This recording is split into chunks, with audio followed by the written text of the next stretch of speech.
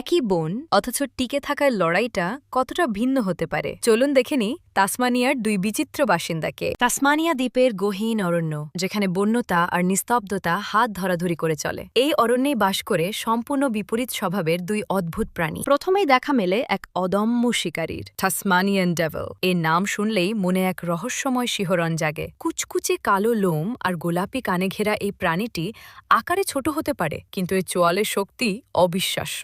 শিকারের পর প্রতিটি কামড়ে সে বুঝিয়ে দেয় নিজের টিকে থাকার অদম্য ইচ্ছাশক্তি। যখন সে আহার গ্রহণ করে, তার চারপাশে জগৎ যেন থমকে যায়। এটি বন্যজীবনের এক নির্মম কিন্তু স্বাভাবিক বাস্তবতা। কিন্তু এই বনেই আবার দেখা মেলে প্রকৃতির এক শান্ত ও অদ্ভুত সৃষ্টির একইডনা। শরীরে ধারালো কাটা থাকলেও এটি কোনো হিংস্র প্রাণী নয়, বরং বনের এক লাজুক অভিযাত্রী। নিজের লম্বা নাক দিয়ে সে শুকনো পাতার নিচে আর মাটির গভীরে খুঁজে বেড়ায় তার প্রিয় খাবার। ডেভিলের আক্রমণাত্মক মেজাজের ঠিক বিপরীতে এখানে প্রকাশ পায় একইডনার ধীরস্থির স্বভাব। শত্রুর হাত থেকে বাঁচতে পিঠের এই শক্ত কাঁটাগুলোই তার একমাত্র রক্ষা কবচ। একই বন অথচ বেঁচে থাকার কত ভিন্ন লড়াই। প্রকৃতির এই বৈচিত্র্যই আমাদের শেখায় যে প্রতিটি প্রাণেরই রয়েছে নিজস্ব সৌন্দর্য এবং টিকে থাকার ভিন্ন এক পথ।